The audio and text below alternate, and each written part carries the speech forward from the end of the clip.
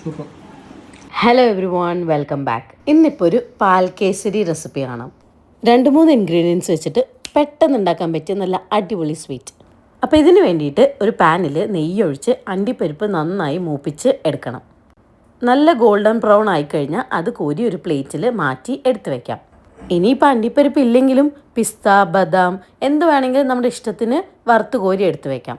എന്നിട്ട് ആ പാനിൽ തന്നെ നമ്മൾ റവയൊന്ന് നന്നായി വറുത്തെടുക്കണം. റവ നന്നായി ഒന്ന് റോസ്റ്റ് ആയി കഴിഞ്ഞാൽ ഇതിലേക്ക് ഒരു പിഞ്ച് ഓഫ് സോൾട്ട് ആഡ് ചെയ്ത് കൊടുക്കണം. നമ്മൾ എന്തിനാണ് സോൾട്ട് ആഡ് ചെയ്യണമെന്ന് വെച്ച് കഴിഞ്ഞാൽ മധുരം ബാലൻസ് ആവാൻ വേണ്ടിയിട്ടാണ്. ഇനി ഇതിലേക്ക് പാൽ ഒഴിച്ചു കൊടുക്കണം.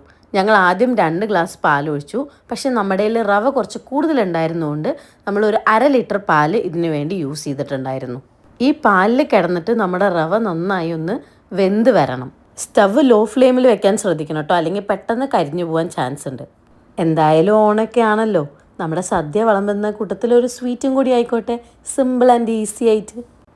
പാലൊഴിച്ചതിന് ശേഷം നമ്മൾ ഈ റവയൊന്ന് നന്നായിട്ട് ഉടച്ചു കൊടുക്കാൻ ശ്രദ്ധിക്കണം, അല്ലെങ്കിൽ കട്ടിയായിട്ടുണ്ടാവും. എന്നിട്ടൊരു 2-3 മിനിറ്റ് അടച്ചു വെച്ച് കുക്ക് ചെയ്യാം. ഇനി ഇതിലേക്ക് മെയിൻ ഐറ്റം പഞ്ചസാര ആഡ് ചെയ്ത് കൊടുക്കാം.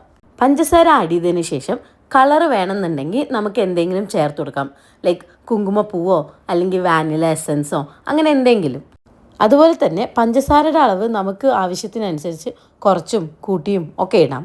ഇത് നന്നായി ഒന്ന് കുക്കായി വരുമ്പോൾ ഇതിലേക്ക് ഏലക്ക ചതച്ചിട്ട് ഒന്ന് ചേർത്ത് കൊടുക്കാം. പിന്നെ ഒരു 2 സ്പൂൺ നെയ്യും കൂടി ആഡ് ചെയ്ത് കൊടുക്കണം ഇതിലേക്ക്.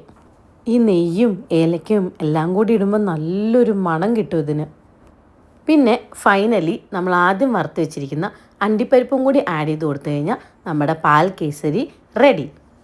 അപ്പോൾ നല്ല സ്വീറ്റ് ആയിട്ടുള്ള പാൽ കേസരി റെഡി ആയിട്ടുണ്ട്. എല്ലാവരും ഇത് ട്രൈ ചെയ്ത് നോക്കണം. എങ്ങനെ ഉണ്ടായിരുന്നു എന്നുള്ളത് കമൻറ്റിൽ പറയും വേണം. അപ്പോൾ എൻ്റെ ഈ കുഞ്ഞു വീഡിയോ നിങ്ങൾക്ക് എല്ലാവർക്കും ഇഷ്ടമായി എന്ന് ഞാൻ വിശ്വസിക്കുന്നു. എല്ലാവരും ഇത് ട്രൈ ചെയ്ത് നോക്കണം. എല്ലാവരും ലൈക്ക് ചെയ്ത് സബ്സ്ക്രൈബ് ചെയ്ത് എന്നെ സപ്പോർട്ട് ചെയ്യണം. എല്ലാവരെയും അടുത്ത വീഡിയോയിൽ കാണുന്നവരെ ബൈ ബൈ.